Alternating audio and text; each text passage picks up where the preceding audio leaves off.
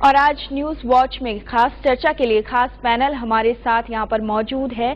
हमारे साथ यहाँ पर है शैलेंद्र कांबले सीपीएम से, श्रीराम पाटनकर शाखानाऊ से, संदीप कांबले बीजेपी से और दयानंद तिवारी कांग्रेस से। इन सभी से करेंगे हम चर्चा एक खास मुद्दे पर, लेकिन सबसे पहले डालते हैं अखबारों की सुर्खियों पर एक नजर डालते हैं हम। सबसे पहले बात करते हैं डीएनए की। डीएनए के फ्रंट पेज पर जो खबर है एक बेहद महत्वपूर्ण खबर है। अमेरिका ने साफ तौर पर किसी भी तरह के किसी भी कमेंट से इनकार कर दिया है। आईएसआई को 26/11 के हमलों के बारे में कोई खबर थी या फिर नहीं थी।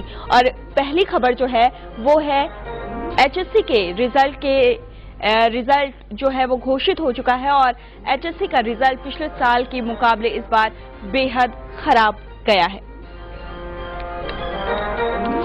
अब बात करते हैं हिंदुस्तान टाइम्स की। हिंदुस्तान टाइम्स के फ्रंट पेज पर जो खबर है वो है इंडियन प्लेयर से रिलेटेड, इंडियन क्रिकेटर से रिलेटेड 6 प्लेयर्स जो है वेस्ट इंडीज दौरे से बाहर हैं। आईपीएल के लिए फिट जरूर हैं, लेकिन देश के लिए जब खेलने का मौका आया है तब वो अपनी फिटनेस जो है उससे समझौता करने के लिए तैयार नहीं। उनका कहना है कि वो अनफिट हैं।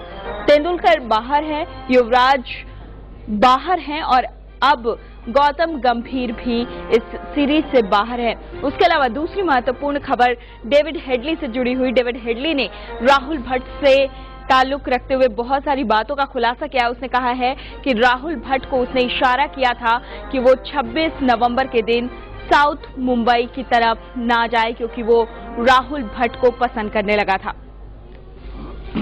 नवभारत टाइम्स की फ्रंट पेज पर जो खबर है वो है एचएससी के रिजल्ट से रिलेटेड।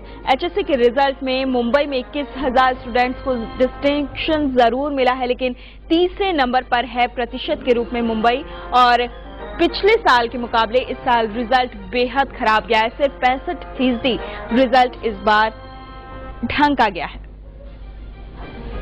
तो ये थी आज के अखबारों की सुर्खियां, लेकिन आज हम जिस मुद्दे पर बातचीत करने वाले हैं वो हर आम इंसान से जुड़ा हुआ है। गोलीबार की बात है। गोलीबार में शिवालिक बिल्डर के रीडेवलपमेंट के विरोध में मेधा पाटकर के साथ पूरा गोलीबार अनशन पर बैठा हुआ है। अनशन को 1 हफ्ते से ज्यादा का वक्त बीत चुका है, लेकिन अब तक ना तो सरकार के किसी नुमाइंदे ने उनकी सुध ली है और ना ही विपक्षी दलों का कोई भी सियासी नेता मेधाताई के साथ आया है। आखिर ऐसी कौन सी वजह है जो गरीबों के हक के लिए लड़ रही मेधा पाटकर की सुध लेने वाला कोई नहीं है? आइए आपको बताते हैं। क्या गरीबों की आवाज उठाना गुनाह है? क्यों चुप है पृथ्वीराज सरकार? कहां है विपक्षी दल? मेधा पाटकर गोलीबार में गरीबों के न्याय के लिए अनशन पर बैठी हैं। बिल्डर की ज्यादती के खिलाफ पूरा गोलीबार विरोध पर उतर आया है, लेकिन इतने दिन बीत जाने के बाद भी किसी ने मेधाताई की सुध लेना मुनासिब नहीं समझा, न ही राज्य सरकार ने और न ही दूसरे सियासी दलों ने। क्यों चुप है पृथ्वीराज? जवाब दो सरकार। ये कुछ ऐसे सवाल हैं जो गोलीबार की जनता पृथ्वीराज सरकार से पूछ रही है। खुद को गरीबों के लिए काम करने वाली पार्टी बताने वाली कांग्रेस के मुख्यमंत्री पृथ्वीराज इस मामले में चुप्पी साधे हुए हैं। क्यों चुप है एनसीपी? उप मुख्यमंत्री अजीत पवार कुछ तो बोलो। एनसीपी जो महाराष्ट्र सरकार में आधी की साझेदार है, जिस पार्टी के मुखिया शरद पवार केंद्र की कैबिनेट में भी शामिल हैं, राज्य सरकार में उप मुख्यमंत्री से लेकर कई अहम मंत्रालयों का जिम्मा जिस पार्टी के नेताओं के पास है, क्या गोलीबार से उठ रही गरीबों की आवाज एनसीपी के नेताओं के कानों तक नहीं पहुंच रही? शिवसेना की हकीकत, पार्टी ने की गरीबों की अनदेखी। खैर, ये तो हुई बात सरकार और उसके साझेदारों की। अब जरा विपक्षी दलों की भी बात हो जाए। शुरुआत महाराष्ट्र और मराठी मानुस की राजनीति करने वाली शिवसेना से।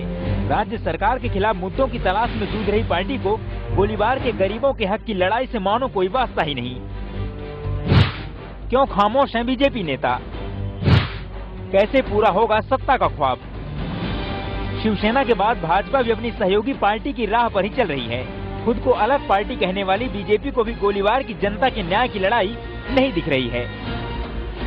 कुछ यही हाल मनसे और आरपीआई जैसे राज्य के दूसरे दलों का भी है। ऐसे में क्या ये समझा जाए कि गोलीबार के गरीबों के हक की लड़ाई से सरकार और विपक्षी दलों को कोई वास्ता नहीं है, या फिर ये महाराष्ट्र में बिल्डर और सियासी दलों के नापाक गठबंधन का नतीजा है? TV 9 report. तो आखिरकार सवाल यही उठता है, क्या नेता जो है वो सिर्फ मौका परस्त हैं? क्या नेताओं को फिक्र नहीं है? एक भी नुमाइंदा, चाहे वो किसी विपक्षी दल का हो, चाहे वो सरकार का हो, चाहे वो सत्ता पक्ष का हो, एक भी नुमाइंदा नहीं पहुंचा गोलीबार के लोगों की हालत जानने के लिए। न तब पहुंचा था जब इनका घर उजाड़ा जा रहा था, और न तब पहुंचा है जब घर उजाड़ने के बाद ये अपना घर वापस पाने के लिए आंदोलन पर बैठे हुए हैं मेधा पाटकर के साथ।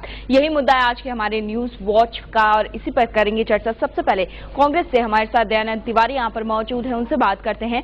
दयानंद जी, आपकी सरकार तो छोड़िए, आप सत्ता पक्ष में हैं, जो लोग आपका कोई भी नेता जो है वो गोलीबार अभी तक नहीं पहुंचा, वहां के लोगों की खोज खबर लेने के लिए किसी को लेना देना नहीं। क्या वास्तव में अब जो तमाम नेता हैं वो मौका परस्त रह गए हैं? जहां तक मुझे मालूम है कि हमारे मुंबई अध्यक्ष कृपाशंकर सिंह जी वहां पर जा चुके हैं, और वहां पर जांच का जो आदेश है दिया जा चुका है, लेकिन अभी नौकरशाही के बीच में कहीं न कहीं कुछ गफलत है, जिसके कारण जनता को और तेजी से आवाज उठाना चाहिए।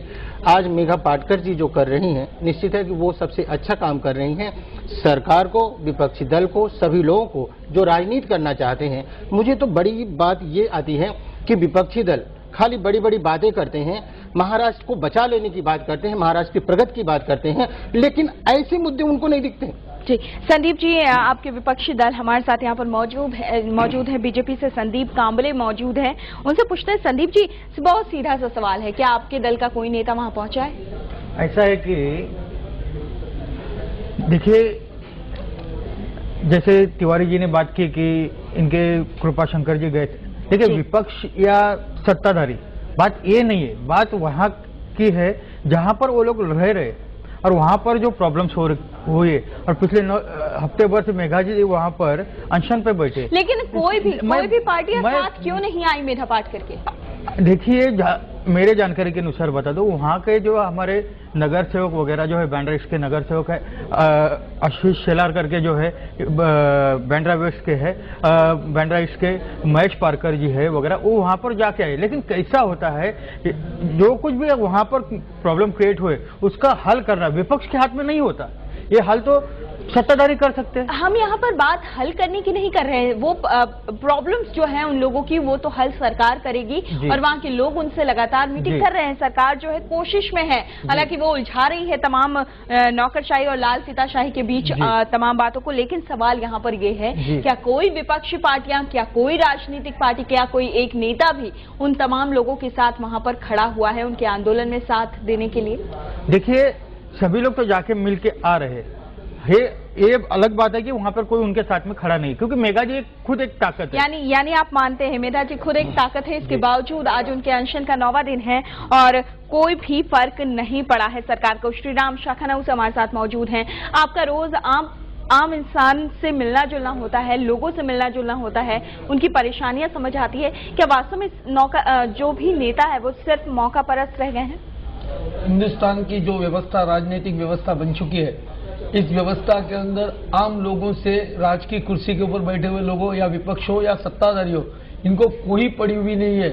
आम लोग जो भी करे, जब तक उनके इंटरेस्ट है, अगर और कोई होता, कोई आपके पानीपुरी का राजनीतिक होता है तो तुरंत सब राजनेता उसके अंदर कूद पड़ते हैं। लेकिन उधर एक व्यक्ति हजारों लोगों के आशियाने के लिए, जो हजारों सालों से उधर रह रहे, वो बेचिराग कर रहे हैं सरकार के और नुमाइंदों के, दोनों के, सत्ता पक्ष और विपक्ष के दोनों के आशीर्वाद से। ये हर जगह पे जहां जहां एसआरए की स्कीम लाई हुई है, वहां के रूलिंग पार्टी और अपोजिशन इनको सबको कॉन्फिडेंस में लेके बिल्डर नोटों की खैरात कर रहे हैं। तभी वो एसआरए के अंदर जो 70% का ये जो सब्जेक्ट है, अभी मेधाताई ने जो डिमांड की हुई है, आपको मैडम मैं बताता हूँ और आपके माध्यम से पूरे देश को बताता हूं कि एसआरए के अंदर जो बिल्डर लोग हैं, इन्होंने पूरी व्यवस्था, जो अपना लोकतंत्र है, वो पैसे के आधार पे ये चला रहे ले। गरीबों के इधर सुनवाई नहीं होती है, सिर्फ अमीरों की होती है, जो हकीकत में 15-15, 20-20 साल चल रहे ले, लेकिन किसी उधर के नेता को वो आदमी पसंद नहीं है, तो उसको उधर नाम न डालने के लिए अलग बाजू से प्रयास किए जाते हैं। दयानंद जी, क्या जवाब है इन सारे? तो यही व्यवस्था हो रही है, और इसीलिए मैं यहाँ तक मानने को, अभी आज देश की आजादी के 64 साल के अंदर मैं राजनीति से भी जुड़ा हुआ था, ये सामाजिक कार्य से भी आज भी जुड़ा हुआ हूँ और आगे भी मैं बताता हूँ कि अगर इस देश के अंदर परिवर्तन की जो नींव रखी हुई है वो देश के सभी युवाओं को जो दिख रही है वो अन्ना हजारे और हमारे यहाँ मुद्दा देश परिवर्तन का नहीं है, यहाँ मुद्दा जो है वो खार का है, खार के गोलीबार का है। शुरुआत है। तो तिवारी जी, खार में एमएलए आपके पक्ष के है, एमपी आपके पक्ष है, एमपी हो कोई भी सब इस तरह की नौबत कैसे आ रही है? इसके पीछे खड़े रहने को कौन गए? उनके साथ में अनशन में साथ में कौन बैठे? अगर चुप रहे तो मैं आपको बात बताऊं, सब बैठे।